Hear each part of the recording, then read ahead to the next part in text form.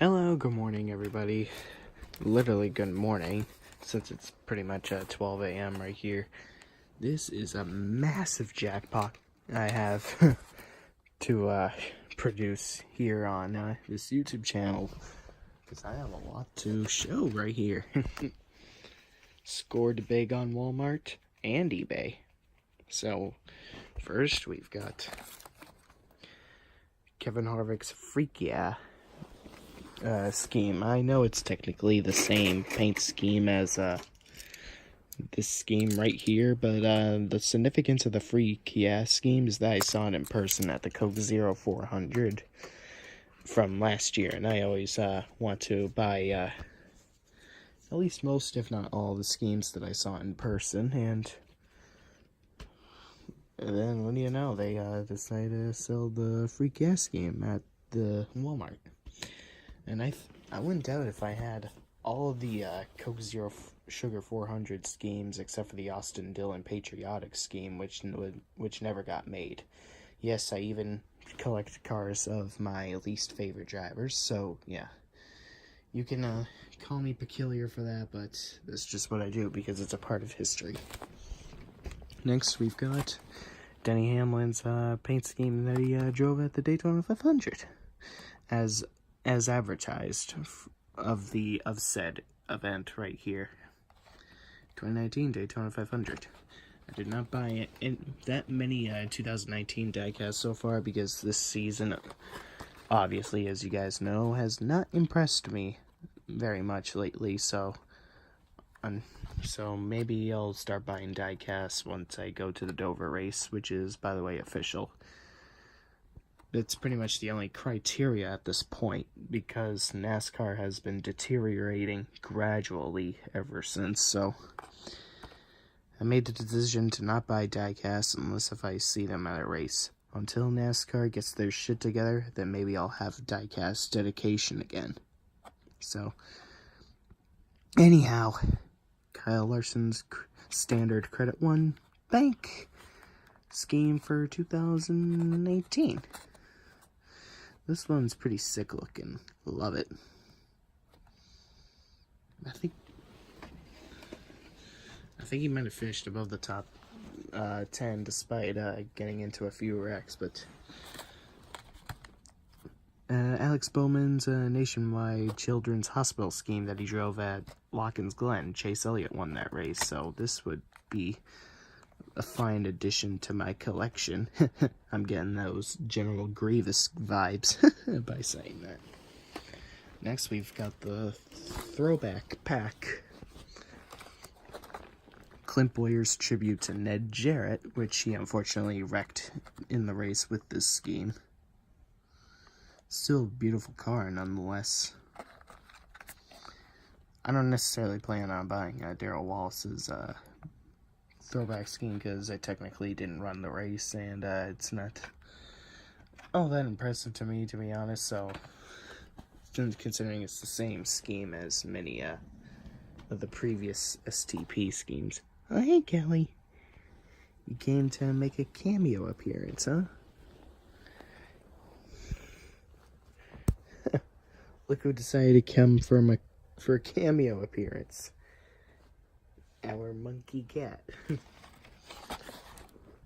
This, if I recall correctly, I'm not sure, Eric Jones ran this scheme as a throwback to his dad driving in the Truck Series. Correct me if I'm wrong in the comments section, but this still is a badass scheme nonetheless. Next, we've got Paul Menard's throwback to Cale Yarbrough from, I think was 76. Hell if I know. I'm getting the year wrong. Right now, I'm having a very stale memory right now. And usually my memory is pretty photographic, to be honest.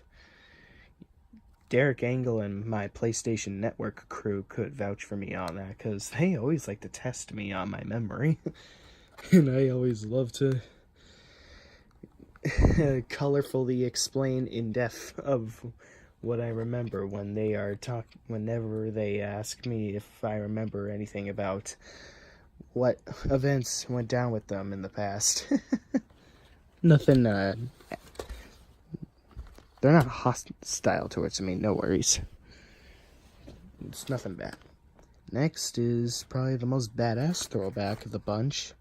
No, out of the authentic bunch, at least. Joey Logano's Steve Park throwback. God damn, I fucking love this car.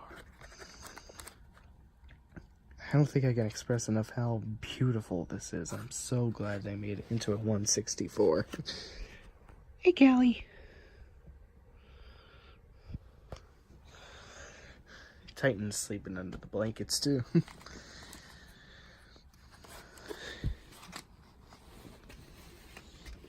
It would be cool to sometime later do a video comparison side by side to all the other 164 cars I have of those throwbacks.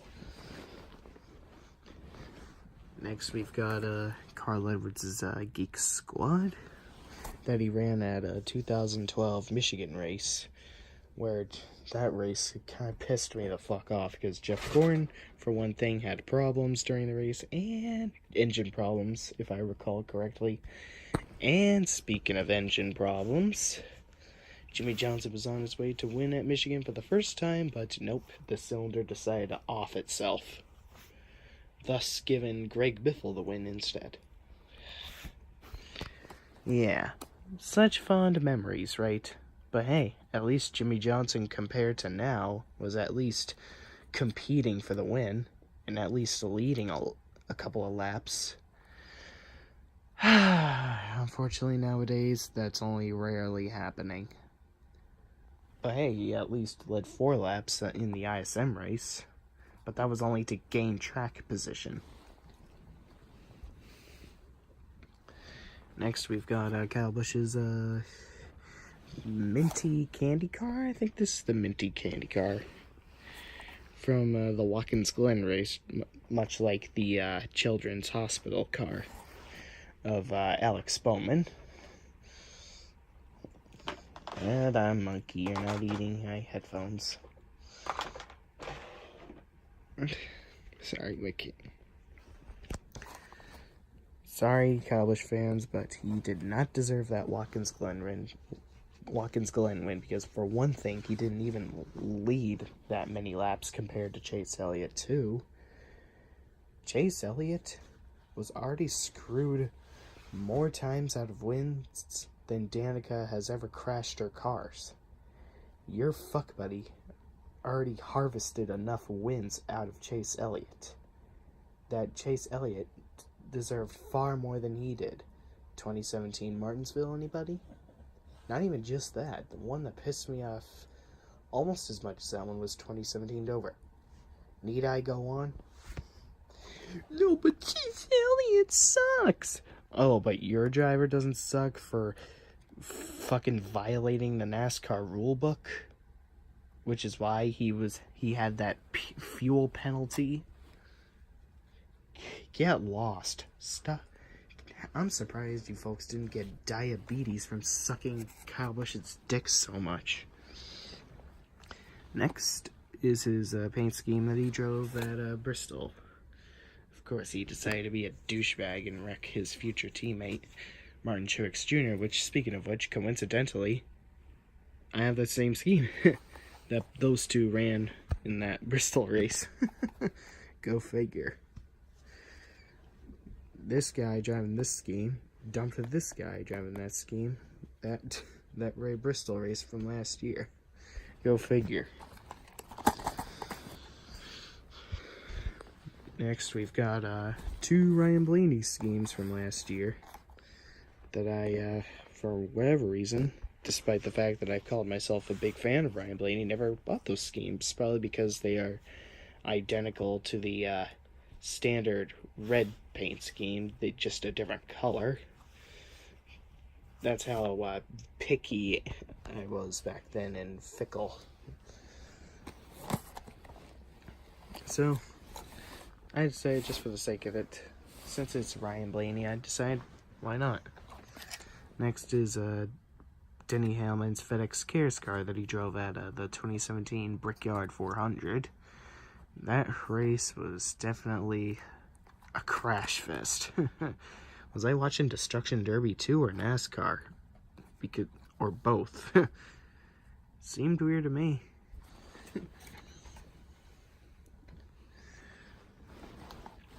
Next, we've got Martin Truex Jr.'s Patriotic Scheme, another one of the Coke Zero 400 schemes of the bunch I collected this in this video.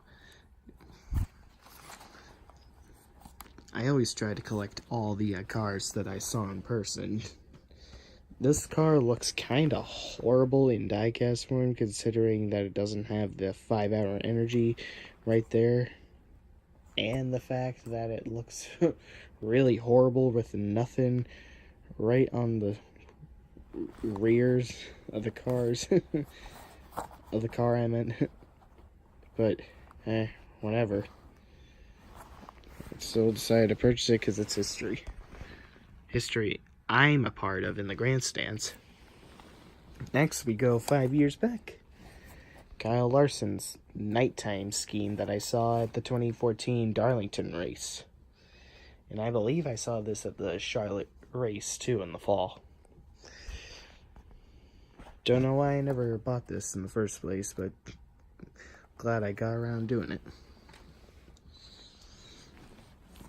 Next, we've got his Las Vegas scheme, tributing to some Las Vegas tragedy, I think it was, some shooting tragedy to some fallen police officers. For some reason, my uncultured, moronic ass is forgetting what happened.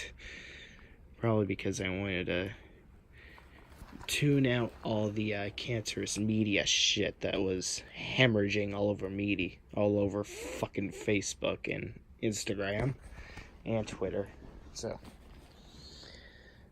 I'm sure people will remind me what happened and what the significance of that scheme was. Next is his Davey Allison throwback, and I know a lot of people are gonna get triggered on this one. Oh my god, it looks nothing like Davey Allison's scheme because it doesn't have the right colors or right sponsors. Oh, big deal.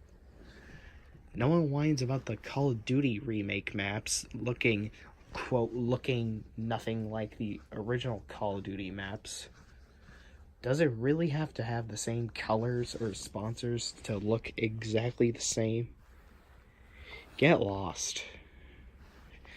Are people really that petty? Come on, it looks awesome and badass. Honestly, I kind of like it when they have throwback schemes with different colors and sponsors. It adds imagination and authenticity to it. And different visions of paint schemes, might I add. It really is honestly beautiful, in my opinion. Much like Chase Elliott's 2015 throwback to his father, Bill Elliott's Coca-Cola scheme. No one batted an eye when that of said paint scheme didn't have the same colors or sponsors. So why is this massive fuss when Kyle Larson has different colors and sponsors? It's not. Last but not least, out of the eBay bunch is I saved the best for last, folks. Jimmy Johnson's Power of Pride car he drove at the second to last race from his younger rookie days. As I recall, he drove that car 3 times. God, it's fucking beautiful. One of the most beautiful throwbacks I've ever seen in my life. God damn, it's so badass. This was even before I was a fan of Jimmy Johnson. I became a fan of his back in April 2002. And now finally, this scheme really does make me feel like a kid again. God, it's so beautiful. If this paint scheme was a girl, it's better if I keep tight-lipped about what I would say, because this paint scheme is beautiful in every meaning of the word. I just want to faint just looking at this beautiful scheme. So beautiful. I just have to take out a old diecast and compare it. I'll do side-by-side comparisons later for a more authentic structure of a video. Oh, hey, Carrie. Both pets are in my house. Or in my room, rather.